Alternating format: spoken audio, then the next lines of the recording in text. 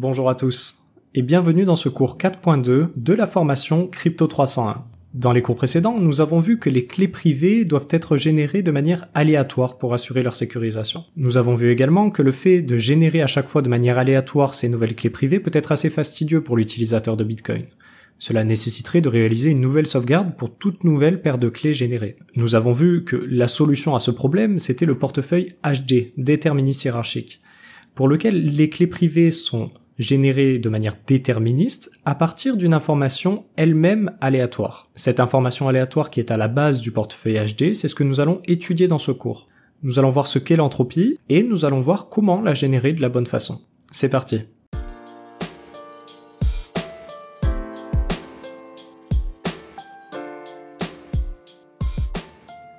La génération de nombres aléatoires et la génération d'entropie, c'est-à-dire de sources de désordre, est une des notions qui est vraiment à la base de la cryptographie, de la sécurité informatique plus en général. C'est ce que nous allons étudier dans ce cours. Comme nous l'avons vu dans le cours précédent, le portefeuille HD, déterministe hiérarchique, va dériver l'ensemble des paires de clés enfants depuis une information unique à la base du portefeuille. Cette information doit être aléatoire. Comme nous l'avons vu en introduction avec les portefeuilles JBOC, et comme je l'avais expliqué dans le chapitre 3 sur les signatures numériques, une clé privée Bitcoin doit être un nombre aléatoire ou pseudo-aléatoire. Au plus ce nombre sera aléatoire et désordonné, au plus la paire de clés sera sécurisée. Donc c'est ce que nous avions vu, il existe presque 2 puissance 256 possibilités pour une clé privée sur Bitcoin.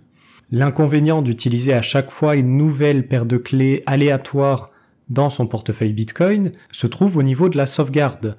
Si l'on doit réaliser une nouvelle sauvegarde pour toute nouvelle paire de clés générée, cela devient rapidement compliqué à utiliser. De plus, la structure distribuée du système de paiement Bitcoin fait que l'utilisateur est obligé de générer une nouvelle paire de clés, donc une nouvelle adresse de réception, pour toute nouvelle transaction entrante vers son portefeuille, s'il veut au moins commencer à préserver en partie sa vie privée, sa confidentialité.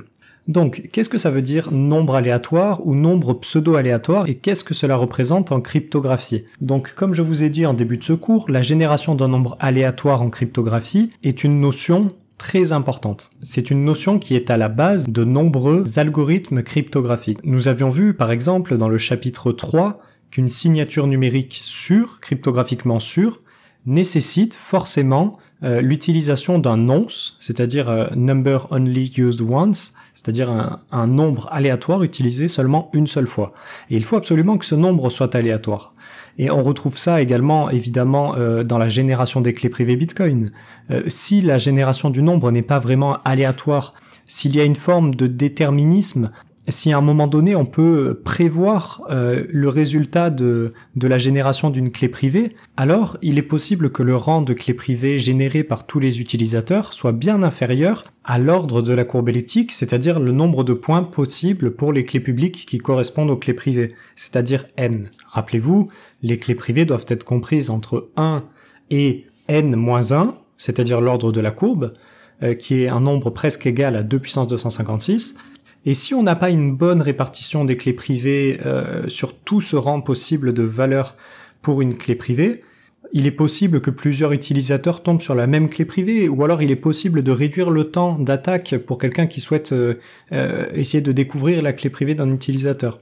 Donc la génération d'un nombre aléatoire est une notion extrêmement importante en cryptographie et donc extrêmement importante sur Bitcoin. Le problème initial de la génération d'un nombre aléatoire en informatique est que tout ordinateur, toute machine fonctionne de manière déterministe. C'est-à-dire qu'on donne un ordre à l'ordinateur, il exécute l'ordre en fonction du code qui lui a été donné. Il n'y a pas de moyen de générer de nombres aléatoires en utilisant simplement une machine informatique. Donc pour générer un nombre aléatoire, on va utiliser ce que l'on appelle un générateur de nombres aléatoires, en anglais RNG, Random Number Generator. Et donc le principe de fonctionnement général de ce RNG, ça va être de prendre ce que l'on appelle une entropie externe, c'est ce que vous voyez ici, c'est-à-dire une source d'information, pas forcément une source numérique, mais une source d'information qui est externe au logiciel et qui va nous permettre à partir de cela de générer un nombre aléatoire. C'est ce que vous voyez là. Donc ça, c'est le RNG. Et donc on aura en sortie notre nombre qui dispose de certaines qualités aléatoires. On va donc différencier plusieurs types de générateurs de nombres aléatoires. Parfois, vous allez croiser donc simplement RNG, qui veut dire Random Number Generator, qui est plutôt un terme généraliste. Ensuite, vous allez souvent croiser PRNG, qui veut dire Pseudo Random Number Generator, donc un générateur de nombres pseudo-aléatoires. L'équivalent en français, c'est GNPA, c'est ce que vous voyez là, générateur de nombres pseudo-aléatoires. Et donc, un générateur de nombres pseudo-aléatoires, qu'est-ce que ça veut dire? Eh bien, cela veut dire que le nombre en sortie dispose de caractéristiques qui s'approchent des caractéristiques d'un nombre aléatoire, mais qui n'est pas fondamentalement un nombre aléatoire, puisqu'il est issu d'un processus déterministe. Ensuite, vous allez peut-être croiser les TRNG. Donc TRNG, c'est pour True Random Number Generator. Et un équivalent en français, on pourrait dire GNPA non déterministe.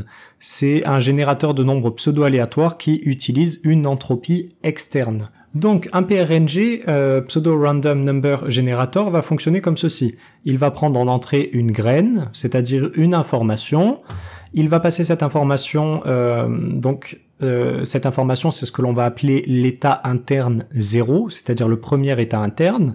Il va la passer dans une fonction de transformation, cela va nous donner le premier nombre pseudo-aléatoire, puisqu'ici on est sur un système déterministe. Ce nouveau nombre pseudo-aléatoire, ce sera l'état interne 1, ce que vous voyez là. On va repasser ce nombre dans la fonction de transformation pour obtenir un deuxième nombre pseudo-aléatoire, qui sera lui-même état interne 2, etc., etc., etc. Et de cette façon, on peut générer plusieurs nombres pseudo-aléatoires à partir d'une information unique qui est la graine.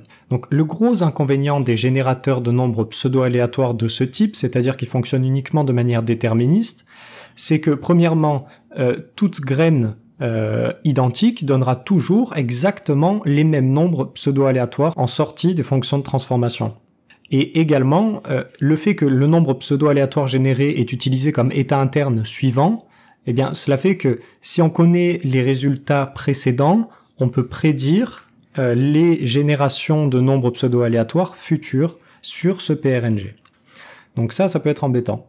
Alors oui, je ne vous ai pas dit, une fonction de transformation, là, ce que vous voyez ici, ça peut être, par exemple, tout simplement la fonction PBKDF2, Passwords Base Key Derivation Function 2, que nous avons décrit en détail dans le chapitre 2, dans le cours 2.3 exactement. Voilà, et ensuite nous avions également décrit les PRNG avec entropie, ou bien PRNG non déterministe, parfois également appelé TRNG, True Random Number Generator. Alors il va y avoir plusieurs choses qui vont différencier les PRNG des PRNG avec entropie. Cela va être notamment la source qui est utilisée au niveau de la graine. Quand on dit qu'on utilise une entropie, c'est-à-dire que l'on utilise une source externe au logiciel, externe à la machine. Donc typiquement, une source d'information qui puisse être utilisée sur un ordinateur, exploitable sur un ordinateur, mais qui est tout de même une source d'information externe et qui sera différent pour tous les utilisateurs.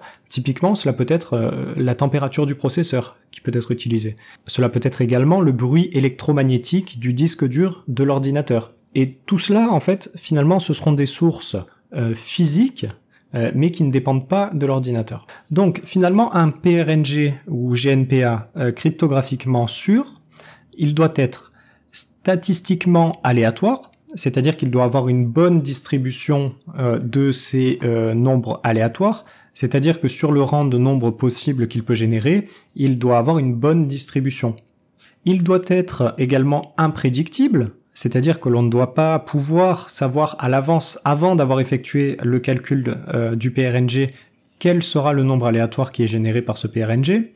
Il doit être résistant même si les résultats précédents sont révélés, donc c'est ce que l'on avait dit sur les PRNG déterministes, le souci qu'il peut y avoir, c'est que si on a le moindre résultat précédent qui est révélé, eh bien il est facile de prédire les futurs nombres aléatoires qui sont générés. Et il doit également avoir une période suffisamment longue, puisque c'est également un des problèmes des PRNG déterministes, c'est qu'au bout d'un moment, ils finissent par faire une boucle. C'est-à-dire qu'au bout d'un moment, ils finissent par nous régénérer les mêmes nombres aléatoires qu'ils nous avaient déjà générés précédemment. Donc ça, c'est ce que l'on appelle la période. Si la période n'est pas suffisamment longue, eh bien, il va régénérer 2 fois le même nombre aléatoire, ce qui peut être embêtant dans de nombreuses utilisations cryptographiques. Donc, si on revient à Bitcoin et si on fait un lien un petit peu avec tout ce que l'on vient de voir sur les PRNG, sur l'entropie, etc. Eh bien, sur Bitcoin, on a bien compris que l'on allait avoir besoin de cette génération de nombres aléatoires pour calculer des clés privées. Et donc, pour faire des paires de clés, clés privées, clés publiques, c'est ce que nous avions vu dans le chapitre 3. Mais nous, si nous utilisons un portefeuille HD, nous ne voulons pas générer ces clés de manière aléatoire, puisque si on les génère toutes de manière aléatoire, on devra faire à chaque fois une nouvelle sauvegarde pour toutes les nouvelles paires de clés. Nous, quand on utilise un portefeuille HD, on veut avoir une information unique à la base du portefeuille, et on veut qu'à partir de cette information unique, on puisse dériver toutes les paires de clés enfants de manière déterministe et hiérarchique. Et donc cette information qui est à la base du portefeuille, elle doit être elle-même aléatoire. Sinon, tout le reste du portefeuille ne sera pas aléatoire et les clés privées ne seront pas sécurisées.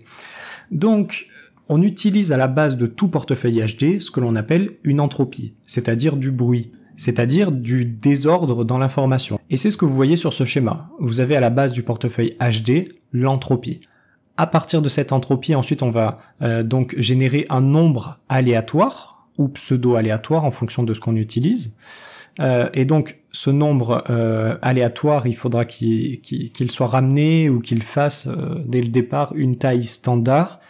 Et ça, c'est ce que nous allons voir dans le cours juste suivant, où on va étudier toute cette partie du schéma, justement. Voilà.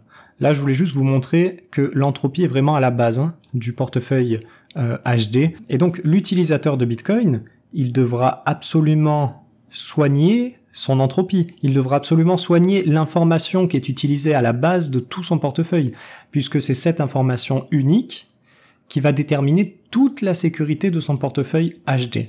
Donc ça, c'est une étape très importante dans le portefeuille. Au niveau de la génération de cette entropie sur Bitcoin, il n'y a évidemment pas de standard. C'est-à-dire qu'il n'y a pas une façon unique pour tous les utilisateurs de Bitcoin de générer ce nombre aléatoire à la base du portefeuille. Sinon, s'il y avait le moindre souci sur cet outil, eh bien, on aurait un problème sur tous les portefeuilles. Donc, finalement, la génération de ce nombre aléatoire, ça va dépendre de quel portefeuille vous utilisez. Si vous utilisez un portefeuille logiciel, si vous utilisez un portefeuille matériel, vous pouvez également générer vous-même ce nombre, et c'est peut-être même la manière la plus sécurisée de générer ce nombre. Donc par exemple, une des façons de générer une bonne entropie, ça va être de réaliser des lancers de dés à la main, vous-même. Là, au moins, vous êtes sûr que vous avez bien une information à caractère aléatoire, évidemment si les dés sont bien équilibrés, et comme ça, vous pourrez générer un nombre aléatoire qui sera utilisé à la base de votre portefeuille. Sur l'intégralité des portefeuilles Bitcoin, étant donné que vous pouvez récupérer un portefeuille en entrant une phrase, eh bien, vous pouvez vous-même générer cette phrase et l'entrer manuellement sur votre portefeuille. C'est pour ça également qu'il est important d'utiliser des portefeuilles open source pour pouvoir vérifier comment générer ce nombre à la base. Puisqu'il existe certains portefeuilles, notamment certains portefeuilles matériels, qui se vantent d'utiliser un TRNG, c'est-à-dire un générateur, un vrai générateur de nombres aléatoires, mais on n'a aucun moyen de le vérifier puisque ce même matériel est closed source. Donc parfois il vaut mieux une génération classique d'un nombre aléatoire, une génération simple, mais une génération qui est open source, qu'on puisse vérifier, qu'on puisse dire ok, ça c'est une bonne manière de générer un nombre aléatoire, ça a été validé, c'est cryptographiquement sûr, il n'y a pas de souci. Parce que lorsque c'est closed source, on vous dit ok, on a généré un nombre aléatoire, mais vous avez aucun moyen de le vérifier, de vérifier comment est-ce qu'il a été généré. Vous avez aucun moyen de vérifier même qu'il n'y ait pas une backdoor dans ce nombre aléatoire. Donc ça c'est une des peurs notamment des bitcoiners. Alors certains trouvent ça totalement parano, moi je trouve ça totalement justifié. Don't trust, verify. Vous vérifiez, au moins vous vérifiez que votre portefeuille fasse bien la génération de manière aléatoire, que c'est bien une génération qui est cryptographiquement sûre, Et si vous n'avez pas la possibilité de le vérifier, eh bien, si c'est close source, eh bien, vous pouvez éventuellement le faire vous-même. Si vous le faites vous-même, il faut faire attention. J'ai rédigé un article sur mon blog. Pour ceux que ça intéresse, allez voir mon blog. J'ai écrit tout un article, comment générer soi-même sa phrase mnémonique, où je vous explique comment le faire avec des dés.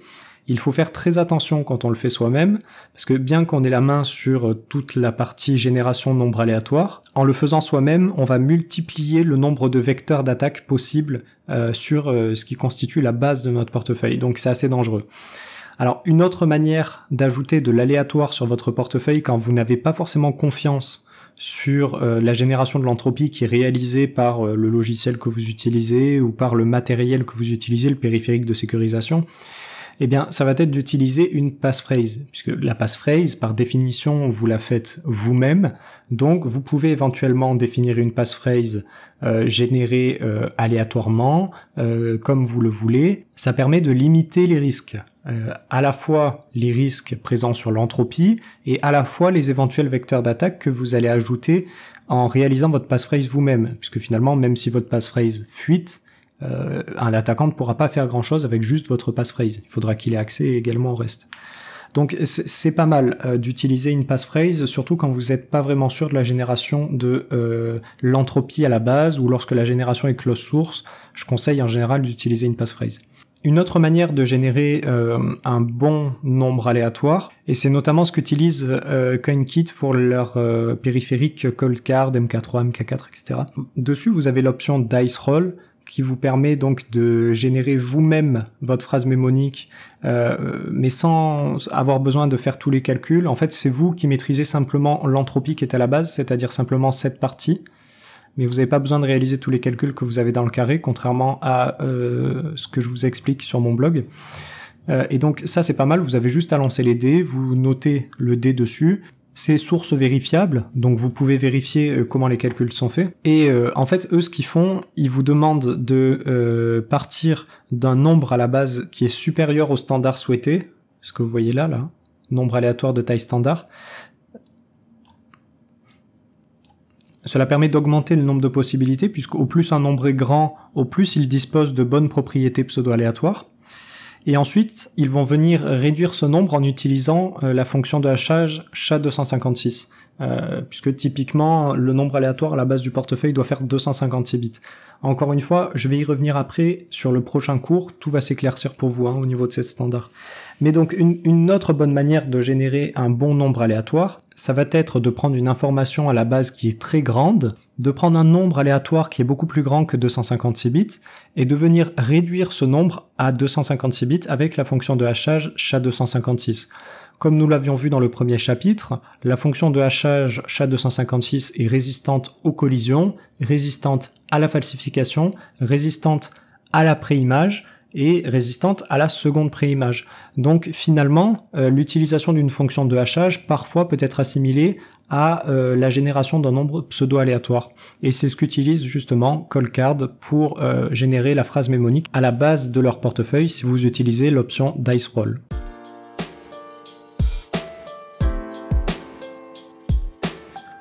Pour conclure, nous avons vu ensemble l'importance de l'aléatoire dans l'informatique et la cryptographie. C'est vraiment une des notions qui est parfois compliquée à comprendre, compliquée à assimiler, qui peut également parfois faire rire. Il y en a certains qui se moquent de la parano de certains bitcoiners concernant la génération de ce nombre aléatoire à la base de leur portefeuille, mais pourtant cette notion est vraiment à la base de la sécurisation du portefeuille. Et pas seulement pour le portefeuille Bitcoin, nous avions donné d'autres exemples dans la cryptographie, dans de nombreux algorithmes cryptographiques, la génération d'un nombre pseudo-aléatoire est une notion centrale. Nous avons vu également les bonnes façons d'obtenir de l'aléatoire et leur application sur Bitcoin. Et nous avons vu également donc rapidement qu'à la base du portefeuille HD sur Bitcoin se trouve une entropie, c'est-à-dire une source de bruit externe, une source d'information aléatoire externe qui va permettre de générer un nombre aléatoire qui sera à la base de toutes les dérivations de notre portefeuille HD. Maintenant que nous avons défini ce qu'est l'entropie à la base du portefeuille HD, dans le cours suivant, donc le cours 4.3, nous allons étudier ensemble la phrase mnémonique également nommée phrase de récupération, c'est-à-dire les 24 mots qui sont à la base de votre portefeuille. Nous allons voir comment est-ce que l'on passe de l'entropie à la phrase mémonique, c'est ce que nous avons vu rapidement sur le dernier schéma sur ce cours, et nous allons étudier également l'encodage de cette phrase mémonique. Donc je vous invite à cliquer tout de suite sur le cours 4.3 et je vous dis à tout de suite.